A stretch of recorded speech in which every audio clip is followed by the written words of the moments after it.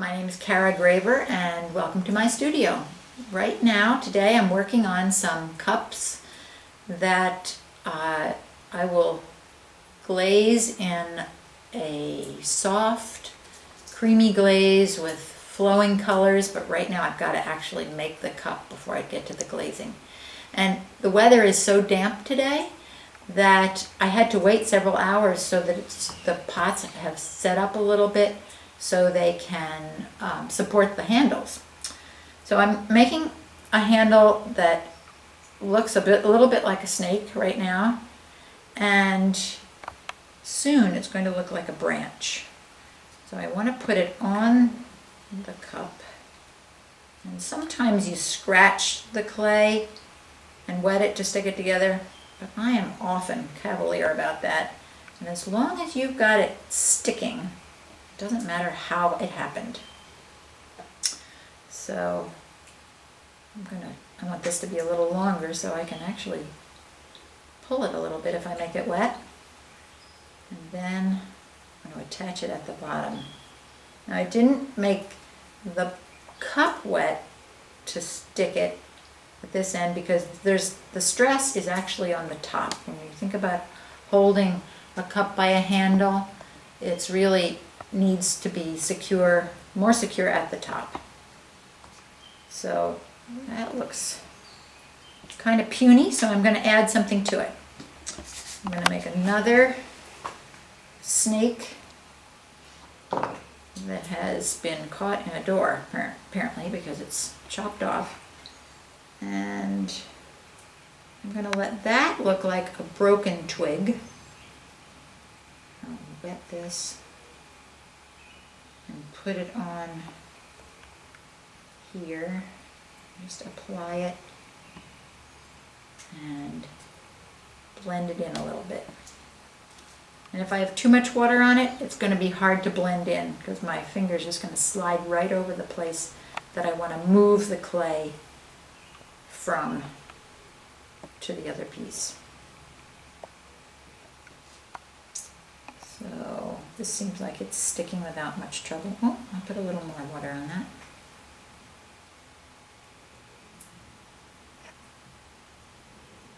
So the tricky thing is you can't really tell how this is going to feel in your hand because it's too wet to really support you. But having done this for a number of years, sometimes I get it comfortable without being able to know, and sometimes I don't. So I'm going to look at it. I really like the way this one turned out. This is the one I did earlier in the day. It has a little bird on it. This one feels a little low to me. Looks like it's hanging around the bottom of the cup, and I'd like it to be up a little. So I like that a little better. And now I want to make it look like a twig, so I want to give it some texture.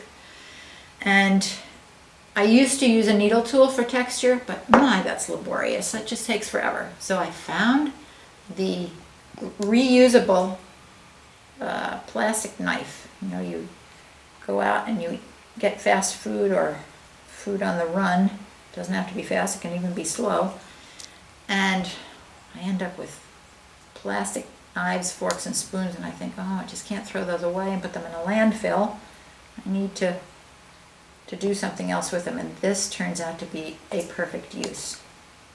So I'm just going to scratch some texture into this. Short strokes make it look a little more natural. And then you get to the places where it's hard to do, and then you could use the needle tool for that.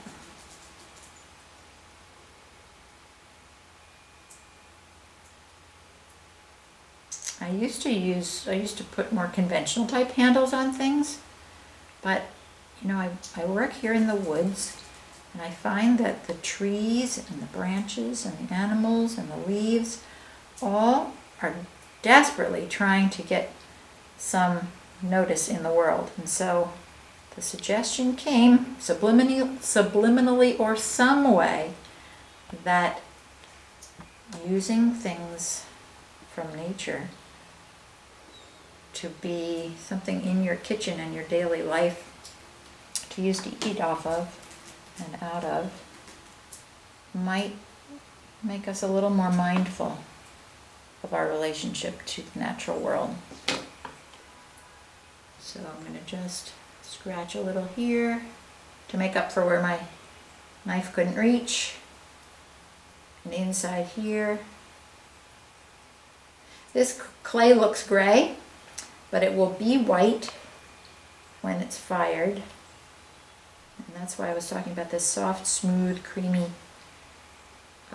glaze that I'll use. I've got a special method of painting on that glaze with, again, soft colors. So what I'll end up with might look a little bit like a landscape, and at other times that same design might remind a person of something else.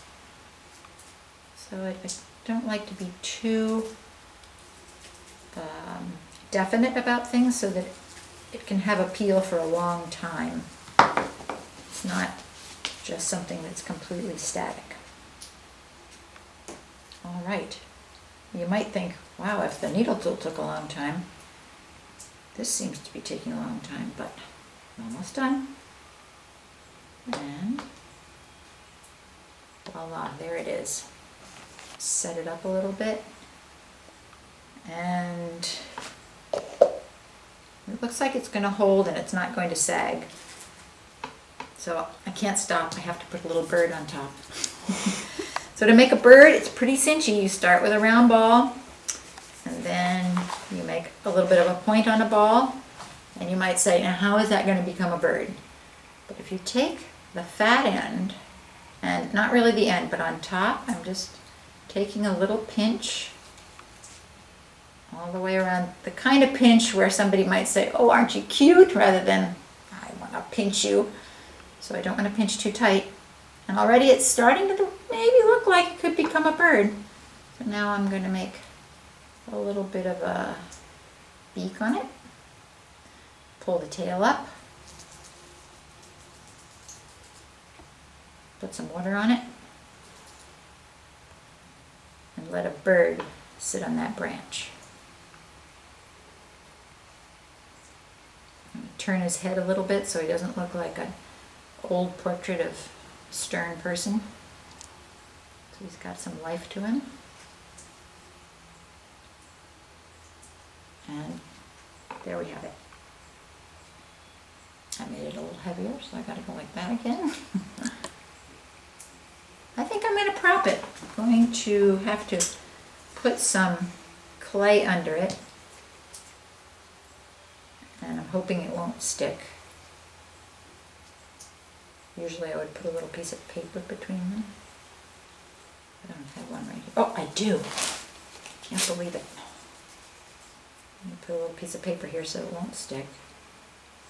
And that'll keep it pushed up as long as it needs to, because it'll dry pretty fast now that it's started to dry. So there it is. Thanks for visiting.